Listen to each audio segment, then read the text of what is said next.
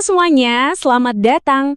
Pernah nggak sih kalian baca puisi terus ngerasa, wah, kok bisa ya kata-kata sesimpel ini tapi rasanya dalam banget. Seolah-olah ada sebuah struktur tersembunyi yang bikin puisi itu jadi indah. Nah hari ini kita bakal jadi arsitek sastra. Kita akan bedah bareng-bareng cetak biru dari sebuah puisi. Oke, kita mulai dari pertanyaan yang paling mendasar. Apa sih sebetulnya yang bikin beberapa baris kata itu terasa magis dan beda banget dari paragraf di novel atau tulisan di berita? Inilah misteri yang akan kita pecahkan sama-sama. Ini dia blueprint atau peta perjalanan kita kali ini. Kita akan mulai dari fondasinya, terus kita lihat kerangka luarnya, lalu kita coba rasakan jiwa yang ada di dalamnya. Setelah itu, kita jelajahi berbagai gaya bangunan puisi, dan terakhir, kita bongkar rahasia di kotak peralatan sang penyair. Oke, bagian pertama. Kita gali dulu fondasi dari bangunan sastra ini. Kita perlu paham, apa sih sebenarnya hakikat dari sebuah puisi itu. Jadi, kuncinya tuh di sini. Puisi itu beda sama prosa yang biasanya ngejelasin panjang lebar. Puisi itu fokusnya pada 3 hal. Keindahan, kepadatan, dan imajinasi. Setiap kata dipilih dengan super hati-hati biar bisa ngasih dampak maksimal dalam ruang yang sangat terbatas. Nah, inilah fondasi utamanya. Nah, setelah fondasinya kokoh, sekarang yuk kita lihat kerangka luar dari sebuah puisi. Ini adalah elemen-elemen yang bisa kita lihat dan kita dengar langsung dengan panca indera kita. Wah, coba lihat deh ciri-ciri ini. Ini tuh kayak sidik jarinya puisi. Bahasanya padat, nggak bertele-tele, maknanya seringkali bukan makna sebenarnya. Terus ada rima dan irama yang bikin dia terdengar kayak musik. Bahkan tampilannya di atas kertas aja itu udah seni tersendiri. Keren kan? Coba kita bayangin gimana kerangka ini dibangun, langkah demi langkah ya. Pertama, ada diksi. Ini soal milih batu bata kata yang paling pas. Terus ada imaji. Ini gunanya buat melukis gambaran di pikiran kita. Biar makin nyata, dipakai kata konkret. Terus ada majas sebagai hiasan atau ornamennya. Rima dan ritme jadi musik pengiringnya. Dan terakhir, tipografi. Ini sentuhan arsitekturalnya di atas kertas. Tadi kan kita udah lihat kerangka fisiknya yang kelihatan mata.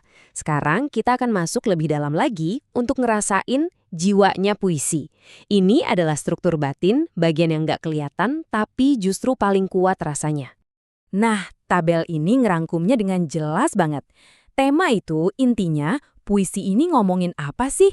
Lalu ada rasa. Ini soal emosi si penyair tentang tema itu. Sedihkah, marah, atau bahagia? Terus ada nada. Ini sikap penyair ke kita sebagai pembaca. Apakah dia mau menasehati atau cuma berbagi cerita? Dan yang terakhir, amanat. Pesan tersembunyi yang mau dia titipkan buat kita. Oke, setelah kita paham soal jiwanya puisi, sekarang kita lihat gimana jiwa ini bisa diekspresikan dalam berbagai bentuk bangunan. Sama kayak arsitektur yang gayanya macam-macam, dari klasik sampai modern, puisi juga punya ragamnya sendiri. Yuk kita jelajahi.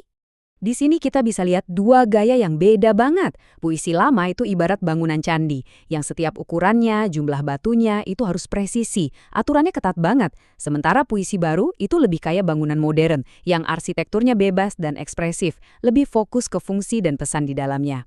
Garis waktu ini nunjukin sebuah perjalanan menuju kebebasan. Dari puisi lama yang strukturnya kaku, kita bergerak ke puisi baru yang lebih fleksibel. Sampai akhirnya kita tiba di puisi kontemporer yang seolah-olah mendobrak semua aturan arsitektur konvensional, terbang bebas menciptakan bentuknya sendiri. Oke, di bagian terakhir ini kita akan bongkar kotak peralatan milik sang arsitek kata.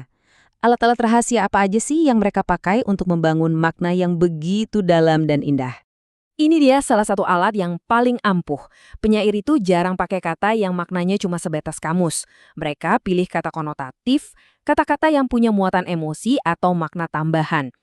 Contohnya, kata senja itu bukan cuma berarti sore hari, tapi bisa juga menyiratkan akhir dari sesuatu atau usia tua. Disinilah letak keajaiban puisi. Alat berikutnya adalah kata berlambang. Ini tuh semacam shortcut atau icon, jadi nggak perlu penjelasan panjang lebar.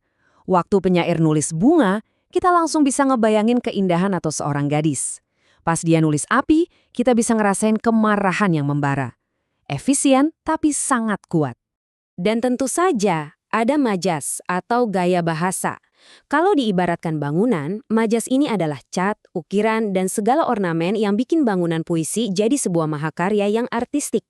Semuanya dipakai untuk mempercantik dan memperdalam makna. Nah, kutipan ini kayaknya pas banget buat merangkum seluruh perjalanan kita hari ini. Pada akhirnya, semua struktur, aturan, dan alat-alat canggih tadi itu tujuannya cuma satu, membangun sebuah arsitektur yang kokoh untuk menampung sebuah perasaan. Jadi, sekarang giliran Anda. Setelah kita membedah cetak birunya, coba deh renungkan sejenak. Kalau perasaan Anda saat ini adalah sebuah puisi, kira-kira kata apa yang akan jadi batu fondasi pertama yang Anda letakkan untuk membangunnya? Terima kasih sudah menyimak.